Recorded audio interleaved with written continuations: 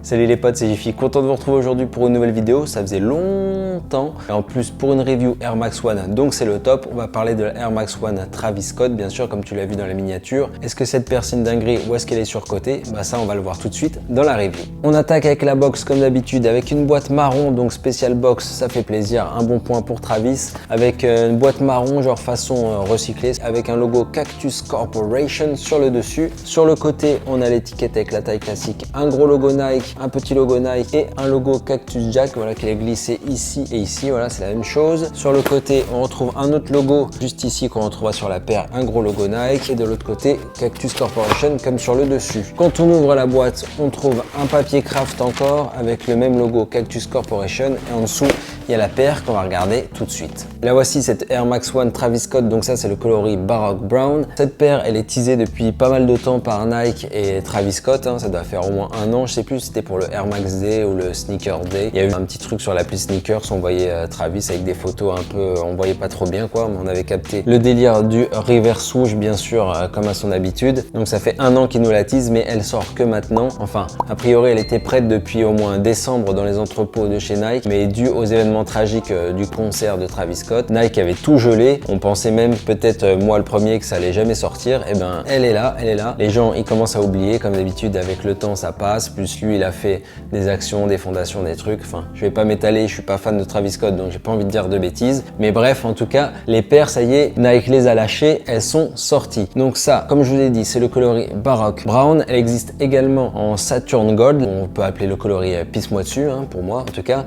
Et deux paires de traîneurs, une dans les tons marron et une dans les tons gris, qui sont vraiment belles. J'aime beaucoup le travail des coloris, je les trouve vraiment super beaux. Sur les Air Max ça aurait été canon. Les matériaux aussi sont cool. Et après la paire, pas sûr que moi je la porterai pas parce qu'elle est quand même très massive sur le dessus. C'est un autre style, en tout cas elle est cool. Aujourd'hui on va parler de la Air Max One, ma paire de cœur bien sûr. Il y a aussi un coloris 8 qui est sorti exclusivement sur le site de Travis Scott, qui pour moi est le coloris le plus réussi, il est vraiment magnifique. Mais celle-ci se place en deuxième parce que je la trouve vraiment cool avec ce délire ACG randonnée, les teintes un peu marron beige comme ça, c'est très cool. Alors on va regarder maintenant la paire en détail, on va baisser un petit peu pour bien la voir. Alors le truc qui est vraiment cool, en tout cas au premier abord, je trouve, c'est les matériaux qui sont plutôt quali. Ça fait plaisir, hein. La paire est sortie au prix de 160 €. On retrouve un genre de mèche mais assez épais. Il est pas comme du mèche de d'habitude, je trouve. On dirait qu'il y a une espèce de petite couche par dessus, donc il est un peu genre un peu mousseux. On retrouve du daim comme ça, beige clair,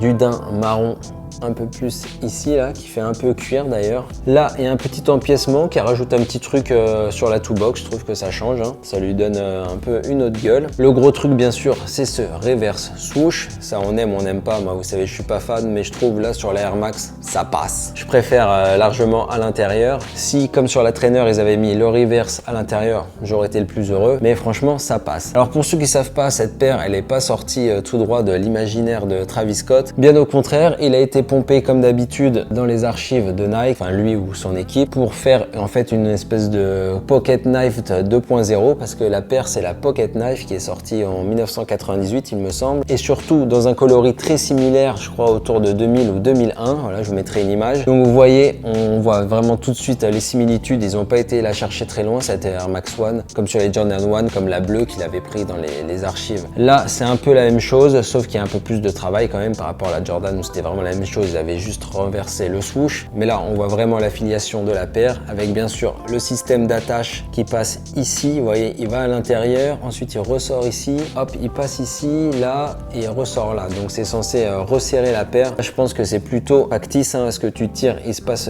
rien du tout, hein, c'est pas élastique, c'est plus pour faire joli qu'autre chose. On retrouve un cache lacet qui change de la Air Max One, donc c'est pas vraiment une Air Max One classique, hein, ils l'ont quand même retaffé. À l'arrière on trouve un petit fanion Nike comme ceci, mais il y a un petit truc bizarre là, je sais pas si vous voyez, quand je tiens la paire droite, bah elle est pas droite. On dirait qu'elle se barre par là, dans le sens du vent en fait, hein, c'est ça. La paire est montée complètement de traviole. Niveau qualité, on va repasser. Je vais vous sortir le deuxième modèle pour vous montrer que c'est pas la paire qui est comme ça, c'est vraiment, je pense, le pied qui est complètement de traviole. Vous voyez, celle-ci, elle est normale, le drapeau est à peu près droit, et là, c'est complètement de travers. Vous voyez, quand je mets les deux côte à côte là, c'est abusé. On dirait ils l'ont collé de traviole sur la semelle. D'ailleurs, elle est faite où cette paire? Elle est faite en Chine. Avril 2021, août 2021. Donc vous voyez, ça fait très longtemps que la paire est prête. Qu'est-ce qu'on a d'autre à regarder? Ah ouais, le swoosh. Ça, c'est un bon délire. On le voit pas forcément sur les photos. Je vais me mettre comme ça, peut-être on verra mieux.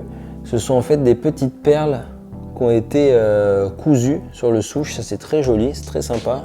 J'avais pas vu ça encore sur une Air Max One, il me semble. Là, on retrouve cette espèce de gros mèche, comme je vous l'ai dit, un peu mousseux. Petite particularité aussi, la bulle est opaque, comme si toute la semelle avait été peinte dans de la peinture jaune. On va voir si ça tient dans le temps, pas sûr. Si t'aimes pas, je pense un petit coup d'acétone. Et la bulle apparaîtra. Au niveau des lacets, ah ouais, donc on a un petit lacet rouge qui fait très trail, très ACG, comme je vous le disais, parce qu'il est vendu également avec un lacet marron, mi-rond, mi-plat, un peu comme un SB mais plus fin. J'ai vu quelques lace swap sur Insta. Moi perso, je vais garder le lacet rouge parce que je trouve que ça fait vraiment bien avec la paire et ça lui rend ce petit côté trail que je trouve très cool. On l'a moins avec le lacet marron, en tout cas je trouve pour ma part. À l'intérieur, une semelle marron avec le logo, je vois un peu Cactus Jack. Il y a aussi le col de la chaussure qui est cousu comme ça façon néoprène, encore dans le délire ACG, donc confort randonnée. Les œillets qui sont rouges avec également la midsole avec une petite couche marron et ensuite la couche jaune, ce qui rétrécit un petit peu la hauteur de la semelle de la Air Max One de d'habitude. Donc ça lui donne vraiment une autre gueule.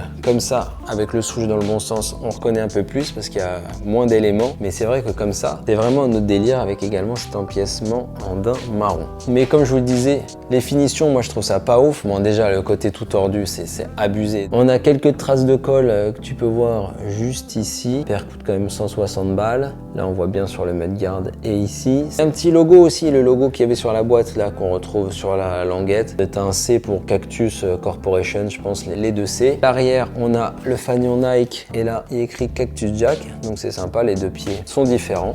Au niveau du sizing, pour ceux que ça intéresse, sa taille true to size, donc vous pouvez prendre votre taille habituelle, pas de souci là-dessus. La paire est très confort, enfin très confort, comme une Air Max One, mais un peu mieux je trouve au niveau de le petit col comme ça, là c'est assez agréable. Au niveau du shape, j'en ai pas parlé, couleur brique et forme brique. Voilà, donc on est vraiment sur une petite briquette. On va devoir lui mettre un petit coup de fer passé dans la tronche pour avoir un truc un peu plus comme ça. En tout cas, moi, c'est ce que je préfère. Pas trop non plus, mais vraiment pour enlever cette bosse juste là, je vais lui refaire le nez, quoi. Hop, une petite rhinoplastie pour ma petite Air Max. Et là, je trouve qu'elle aura vraiment une bonne gueule. D'ailleurs, au niveau de la gueule, on va voir ce que ça donne au pied avec le On-Fit et on se retrouve juste après.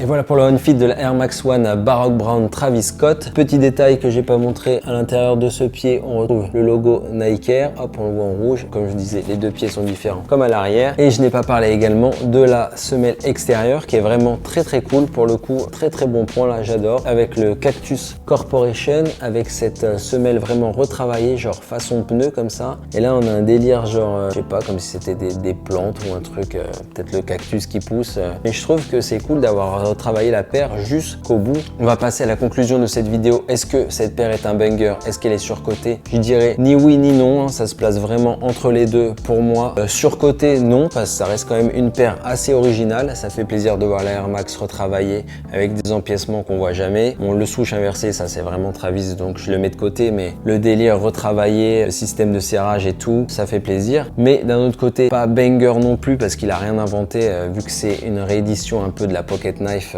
comme je vous l'ai dit, remis au goût du jour. Donc ça se place passe entre les deux. Comme d'habitude, Travis c'est quand même bien pensé ce qu'il fait. Ça reste dans une logique globale avec tout le temps ces teintes marron, jaune, etc. D'ailleurs, j'aurais bien aimé voir d'autres couleurs. Ça aurait été sympa de sortir de ça. Par exemple, les coloris de la trainer, je les trouve vraiment super beaux sur la Air Max. Ça pourrait claquer de fou. Peut-être un autre pack à suivre, ça serait cool. Si tu arrives à l'avoir à un bon prix et que tu es fan de Travis Scott, pourquoi pas. Fan de Air Max One aussi, parce que ça change d'avoir une Air Max One vraiment différente dans sa collection. Voilà pour cette review de la Air Max One Travis Scott. N'hésite pas à me dire dans les commentaires ce que tu en as pensé. Est-ce que j'ai oublié certains aspects?